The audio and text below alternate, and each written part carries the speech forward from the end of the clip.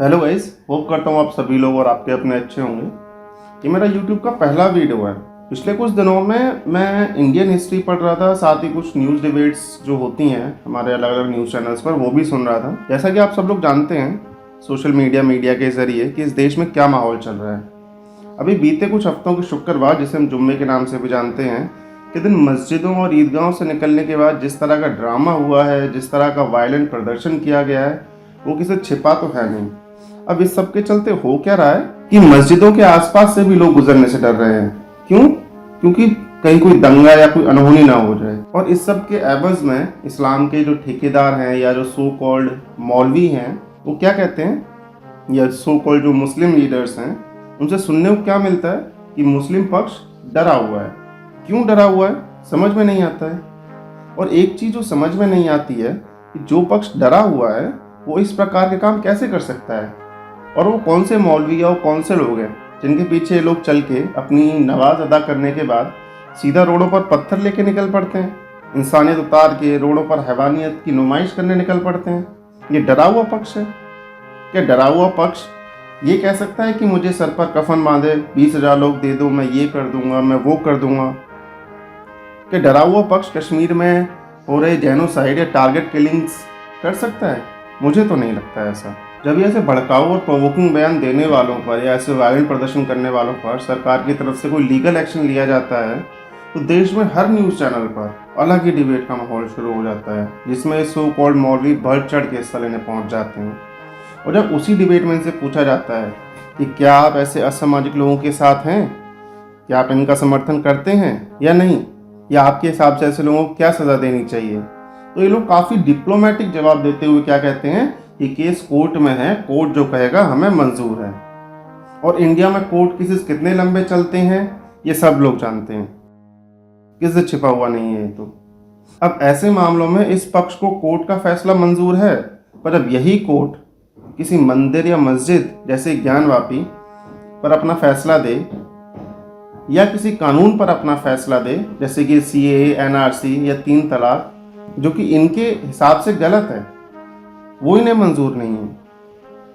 उस पर फिर इनके भड़काऊ भाषण, भड़काऊ बयान, भड़काऊ प्रोटेस्ट वगैरह वगैरह शुरू हो जाते हैं कि मुसलमान को दबाया जा रहा है, मुसलमान का शोषण किया जा रहा है। क्यों? कानून कोई ऐसा तो है नहीं कि आप अपनी चॉइस के हिसाब से किसी एक चीज़ को एक्सेप्ट करेंगे, किसी एक चीज़ को एक्सेप्ट नहीं करेंगे।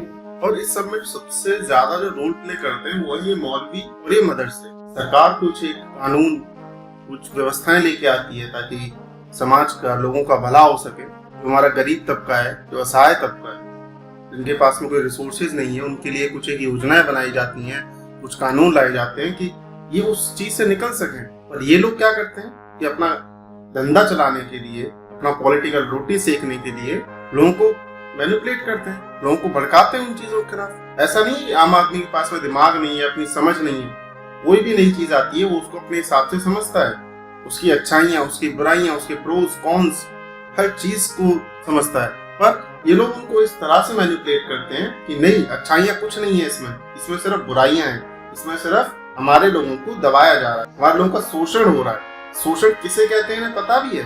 शोषण देखना तो बलोच में जाओ, शोषण देखना तो चाइना में जाओ, पाकिस्तान में जाओ, दूसरे अरब कंट्रीज में जाओ, वहां तुम्हें देखने को मिलेगा कि असली शोषण क्या होता है। यहाँ तो बहुत आजादी है तुम्हारे पास में, और सिर्फ तुम्हारे पास में है, सबके पास में आजादी है। यहाँ जो तुम लोग इतना सोशल पीस को, सोशल प्रॉपर्टी को जितना नुकसान पहुंचा रहे हो, सोशल एनवायरनमेंट को इतना नुकसान पहुंचा रहे हो, वो किसी और कंट्री में करके देखो ना, 2 मिनट में बाहर कर देंगे वो लोग, 2 मिनट में। और आजकल की पीढ़ी पढ़ी लिखी होने के बाद भी, हर चीज को समझने की क्षमता रखने के बाद भी, बिना कुछ सोचे समझे फ्यूचर, करियर, लाइफ, फोकस सब कुछ छोड़ छाड़ के बस इनके पीछे निकल पड़ते हैं। जो ये कह रहे हैं वही सही है। एक्चुअली इनकी मैनिपुलेटिव पावर्स इतनी ज्यादा है, इनकी जो मैनिपुलेटिव एफिशिएंसी है वो इतनी है कि कोई और को सोच ही नहीं पाता है। पॉजिटिव चीजें तो सारी दब जाती हैं, बस सिर्फ नेगेटिव चीजें एम्पलीफाई होना शुरू होती हैं। और इस सब के चलते ये देश एक दिन कहाँ जाके पहुंच जाएगा। या तो सेक्युलरिटी खत्म हो जाएगी इस देश से, डेमोक्रेसी खत्म हो जाएगी। अभी जो हमारा देश दुनिया की सबसे बड़ी सेक्युलर डेमोक्रेसी है, वो ठप्पा हट जाएगा उसके ऊपर से। एक टाइम ये आएगा या तो हिंदू रहेगा या मुसलमान रहेगा। और ये मौलवी और ये जितने भी मुस्लिम लीडर्स हैं, तो जबरदस्ती का भड़काते हैं लोगों को, जबरदस्ती का अपने लोगों को भड़का रहे हैं। ये जो दिखावा करते हैं कि हम अपने लोगों के लिए खड़े हैं, हम अपने लोगों के साथ खड़े हैं, हम अपने लोगों के लिए काम कर रहे हैं। क्या काम कर रहे हो अपने लोगों के लिए? छोटी छोटी चीजें जिससे उनका भला हो सकता है, जैसी वो चीजें लॉ बनती हैं, जैसी वो चीजें लागू करने की कोशिश की जाती है, तब तो आपको इन्हें भड़का देते हैं। वो भी सरकार की नीतियां हैं। किसी भी एक चीज का फायदा नहीं उठाने देते, किसी भी एक चीज से फायदा लेने नहीं देते, उसके खिलाफ भड़का के इन्हें रोड पे छोड़ देते हैं और खुद बैठे रहते हैं अपने महलों में। तो इनके आका तो बैठे हैं बाहर। ये सब होने के बाद ये तो वहां चले जाएंगे, आराम से अपना ऐशो आराम की जिंदगी जिएंगे। दिक्कत किसको फेस करनी पड़ेगी? आम आदमी। हमारा देश अभी अभी कोविड-19 के इतने बड़े पेंडेमिक से निकला है, जिसको सारी दुनिया ने फेस किया था। दुनिया के बहुत सारे देश अपनी इकोनॉमी को संभालने की, उसको मेंटेन करने की कोशिश कर रहे हैं। पुलिस प्रशासन अगर हर शुक्रवार को, हर जुम्मे के दिन अगर मस्जिद के बाहर खड़ा रहेगा, तो बाकी चीज़ों पर कब ध्यान देगा? वो बाकी जो क्राइम हो रहे हैं शहर में, प्रदेश में, देश में, उन पर कब ध्यान देगा पुलिस प्रशासन? सीआरपीएफ कब सिक्योरिटी करेगी इंडस्ट्रीज की? अगर वो हर शुक्रवार को मस्जिद के बाहर खड़े हो जाएंगे तो कब ध्यान देंगे बाकी चीज़ों पर? सरकार कब ध्यान देगी बाकी चीज़ों पर? क्या हिंदू मुस्लिम के अलावा और कोई मुद्दे नहीं है? सारी दुनिया जो भारत को एक इज्जत की नजर से देख रही है आज, उस पर कब ध्यान देगा भारत?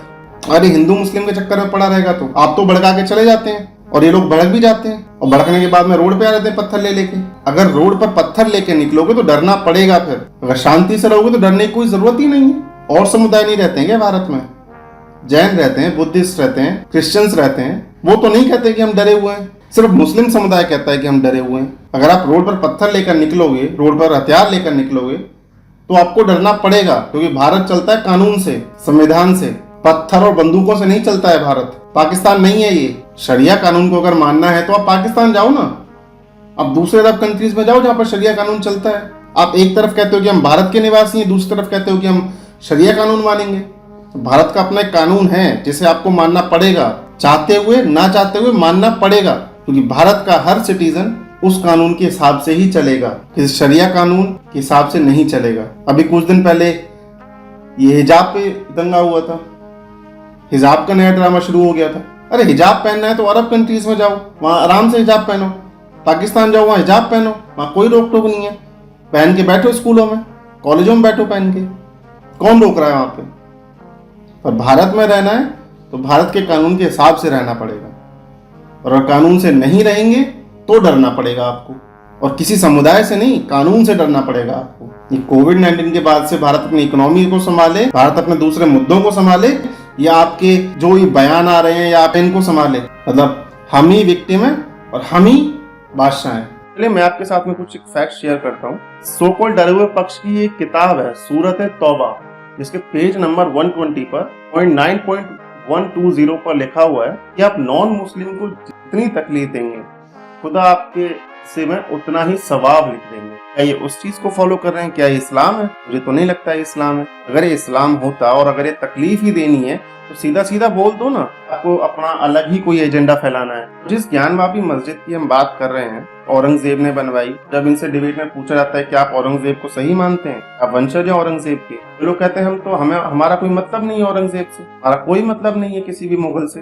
वहीं जो ओवैसी साहब है, उनके छोटे भाई औरंगजेब की कब्र पे फूल चढ़ाने जा रहे हैं। क्या जताना चाहते हैं आप इससे? अगर आप लोग औरंगजेब को कुछ मानते नहीं है, अपना पूर्वज नहीं मानते हैं, आपका कोई उनसे लेना देना नहीं है, तो क्यों उनकी कब्र पे आप फूल चढ़ाने जा रहे हैं ऐसे माहौल में? और मुस्लिम कम्युनिटी के लोग, सब लोग गलत नहीं है, majority of the Muslim community को ये जो मौलवी हैं, मदरसे के ठेकेदार हैं, उन लोगों ने इतना मैनिपुलेट किया है, इतना मैनिपुलेट किया है, सोच भी नहीं सकते हैं। तो मुस्लिम दंगे में सिर्फ भोली वाली जनता को आगे करके भिड़वा दो, उनको आगे लड़ने के लिए छोड़ दो, मरने के लिए छोड़ दो। उस दंगे के बाद में जब वो दंगा शांत होगा तो किसके घर से कितने आदमी मरेंगे, उनसे इनको कोई मतलब नहीं है। इनकी रोटियां सेकनी थी, आग लगानी थी, इन्हें लगा दी, रोटियां सेकनी थी, सेक ली, खत्म कहानी।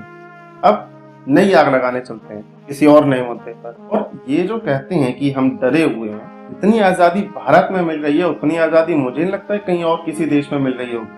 पाकिस्तान जो सो कॉल्ड इस्लामिक कंट्री है, वहां पर बलोच में क्या हाल होता है मुसलमानों के साथ में? कभी कोई गायब हो जाता है, कभी कोई देश छोड़ के भाग रहा होता है, इलीगल तरीके से भागना पड़ता है, क्योंकि लीगल तरीके से जाने नहीं देते हैं। इतने ही जेनोसाइड चलते हैं, इतने ही वॉर क्राइम्स होते हैं वहां पर, कोई उसके बारे में कुछ नहीं बोलता है। ना तो ओवैसी साहब बोलते हैं, ना ही मौलवी बोलते हैं, ना ही किसी डिबेट में किसी मौलवी की हिम्मत होती है बोलने की। वहां पर ये डरा हुआ पक्ष है, वहां से डरते हैं लोग, भारत में नहीं डरते हैं। अभी हाल ही में एक घटना हुई थी अपने पाकिस्तान ऑक्युपाइड कश्मीर, जिसे हम पीओके के नाम से जानते हैं। सोमालिया मीका से एक मिनी सोताकी आए थे, इन पर यह आरोप था कि उन्होंने अपने भाई से ही शादी की, सगे भाई से शादी की इमिग्रेशन के लिए, ताकि वो पीओके में आके भारत के खिलाफ भाषण दे सके। सिर्फ हमारे देश की मुस्लिम कम्युनिटी, या फिर मुस्लिम कम्युनिटी नहीं कहूंगा मैं, ये जो सो कॉल्ड मौलवी और सो कॉल्ड ये इस्लाम के ठेकेदार बने बैठे हैं, इनकी तरफ से माहौल खराब करने की कोशिश नहीं की जा रही है, ना ही इनकी इतनी हिम्मत है। इनको हिम्मत मिल रही है बाहर के देशों से। भारत ना आगे कैसे बढ़ रहा है आज के टाइम में, जो भारत ने अपनी एक छवि बनाई है दुनिया के स्तर पर, वो किसी से देखी नहीं जा रही है। वो हर मुमकिन कोशिश कर रहे हैं देश के बाहर से, देश के अंदर से, कि किस तरह से इनको वापस से नीचे गिराया जाए। एक हमारे फराज अहमद साहब हैं, बहुत ही अच्छी बात कही है उन्होंने। आज तक किसी भी हिंदू मुस्लिम दंगे में कोई भी अशरफ नहीं मारा गया है। अशरफ कौन होते हैं? मौलवी या सो कॉल्ड धर्म के ठेकेदार, जो भड़काऊ बयान देते हैं, भड़काते हैं, जो हर चीज का अरेंजमेंट करते हैं बाहर से फंडिंग लेने के बाद में। कहते हैं कि यूनिफॉर्म सिविल कोड होना चाहिए, आर्टिकल 370 को बहुत पहले हट जाना चाहिए था। मुस्लिम कोई माइनॉरिटी नहीं है भारत में, मुस्लिम सेकंड मेजोरिटी है। फिर भी ये लोग कहते हैं कि हमारे साथ अत्याचार हो रहा है, हमारे साथ ये, और अत्याचार देखना है भारत, क्योंकि पाकिस्तान जाके देखो एक बार, चाइना जाके देखो, उसे कहते हैं अत्याचार, जहां पर आपको थप्पड़ भी मारा जाए और आपको बताया भी ना जाए कि क्यों मारा गया है, और आपको सोचने भी ना दिया जाए कि हमें मारा क्यों गया है। जो कोई आपके हिमायत में आता है, जो अपने हिमायती बनता है, उसको अलग से मारा जाए। डरा हुआ पक्ष है, ये पक्ष डराने की कोशिश कर रहा है। इस तरह से इन्होंने पिछले 800 सालों से किया। डरा नहीं पाए थे, ना तब डरा पाए थे, ना आज डरा पाएंगे। अगर डर जाते तो हिंदू खत्म हो गए होते। तो हमारे हिंदू राजपूत थे, हिंदू मराठा थे, हमारे सिख सम्राट थे, उन्होंने अपनी जान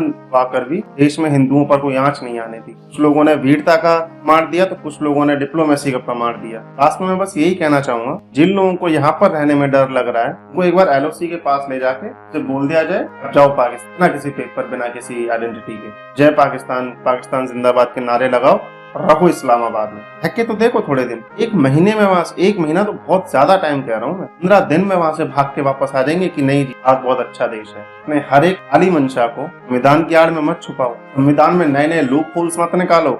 आज की वीडियो में इतना ही, और बात करेंगे कभी अगली दूसरी वीडियो। धन्यवाद, जय हिंद।